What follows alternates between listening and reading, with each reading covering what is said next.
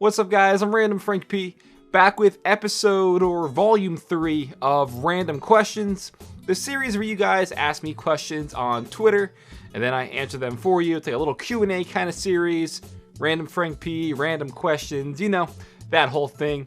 Gonna keep this one relatively short, you know, just focus on you guys, kind of, because the first question here from Geekster Media is, are you planning to make kind of a moving vlog series? Hope you do, since it would be awesome. Actually, yes. I've kind of hinted at it with like the part 0 of the moving vlog a few weeks ago. I am moving very soon. I know I've been saying this for like the past 6-7 months, but legit, I am moving in July, end of June, early July. I'm officially moving. And yes, I will be having a moving series, moving vlog kind of thing where you guys will see the whole transformation from breaking this room down, transporting everything into the new apartment and the new studio, and setting everything all up. It's going to take a while, so I'm probably not going to be putting out much reviews in like July, kind of. It's going to be just a lot of setup stuff, a lot of like, you know, the moving vlog series. So yes, I will be doing that.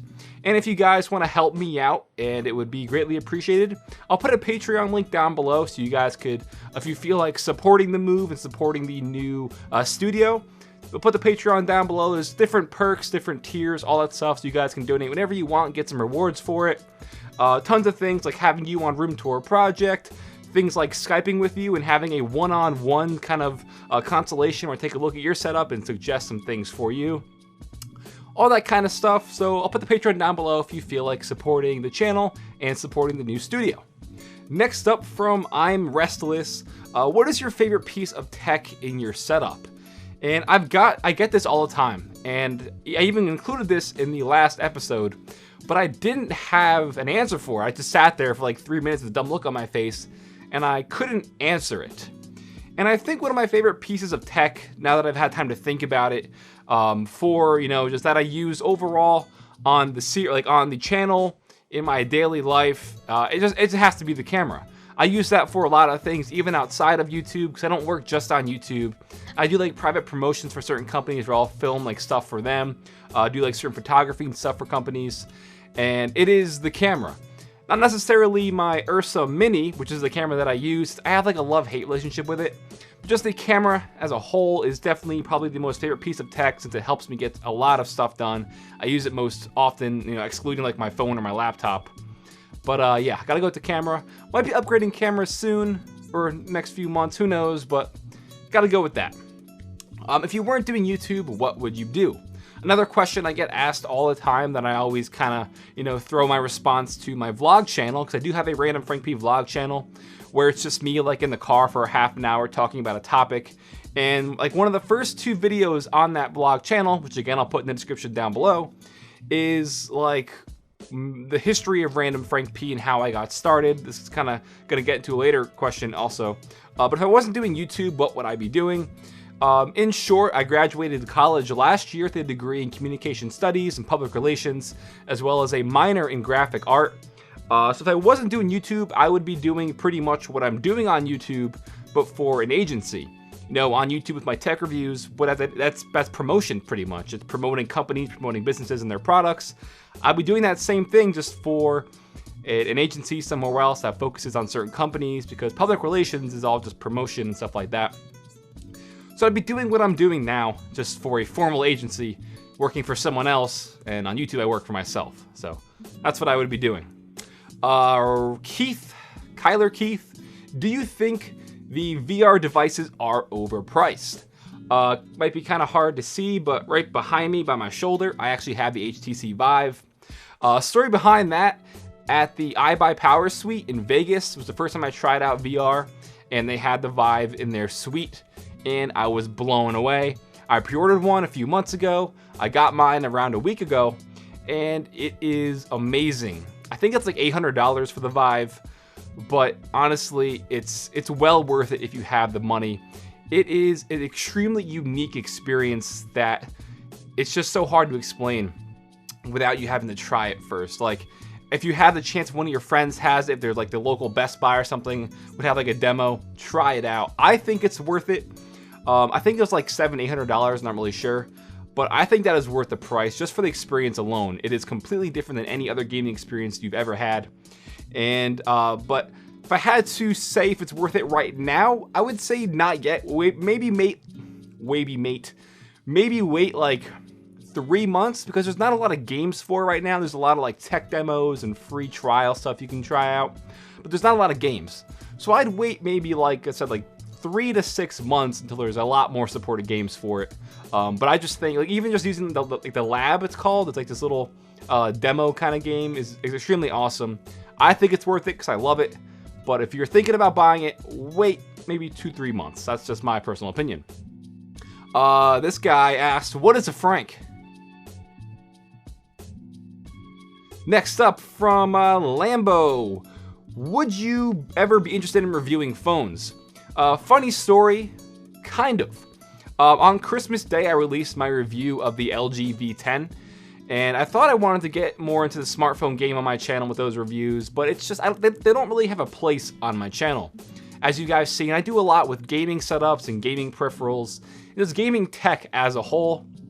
Smartphones aren't necessarily a fit with my genre and my audience. And with phones, it takes a lot of time to review them. I took about a month reviewing the V10 before I actually put the video out.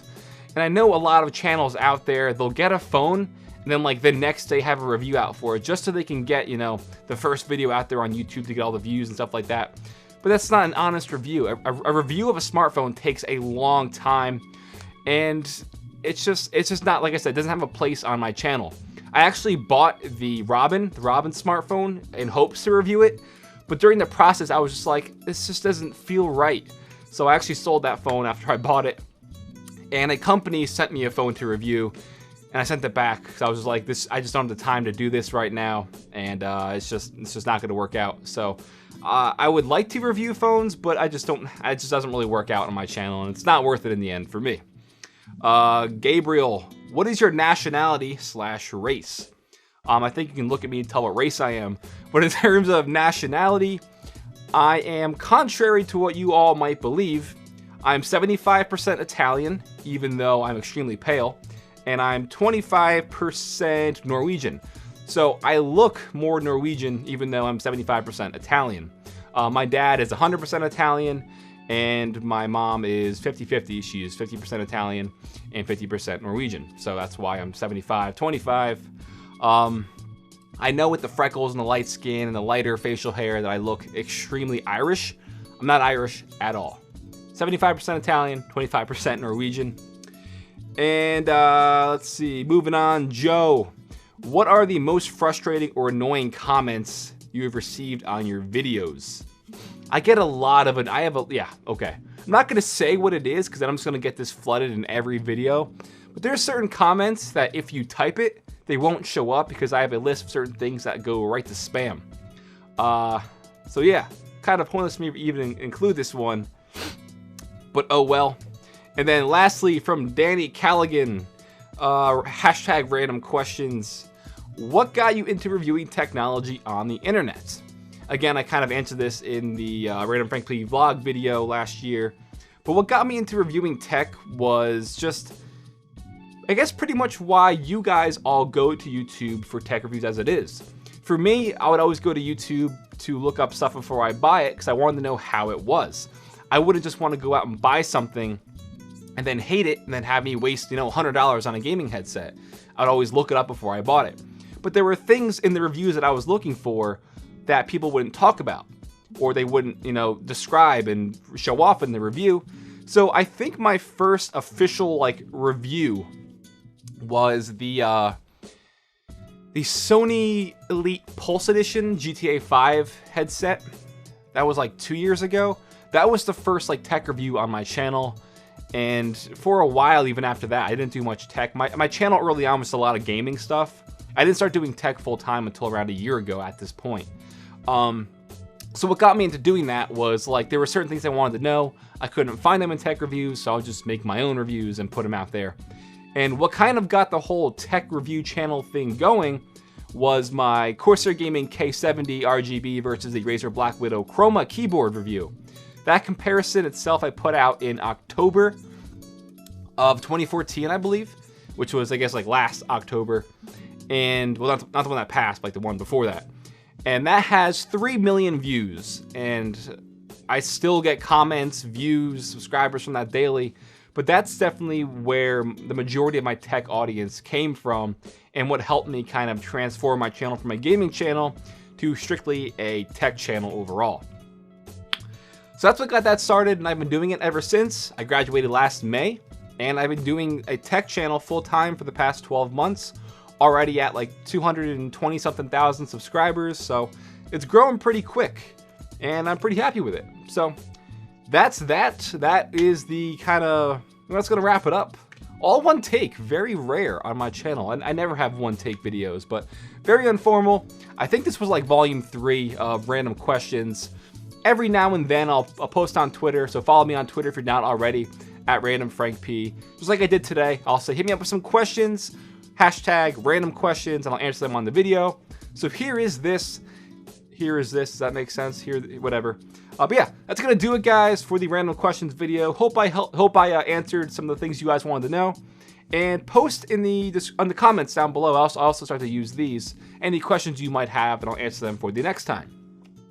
And also don't forget, in the description I will put the Patreon if you feel like supporting and contributing to the move and the new studio. It's going to be very, very epic. So any contribution you guys feel willing to donate or support me with, greatly appreciated. I'll put the Patreon link down below, as well as the, what did I say? Oh, the vlog channel. The vlog channel down there. The vlog channel is very informal. I upload like once every month or so at most. But they're just half-hour videos where I just talk to you guys about a topic. And the people who are subscribed, they love them. So if you want to find out more about me outside of YouTube, that's where you can find that out at. All right, guys, that's going to wrap it up. I'm Random Frank P. Hope you enjoyed. Have a good day.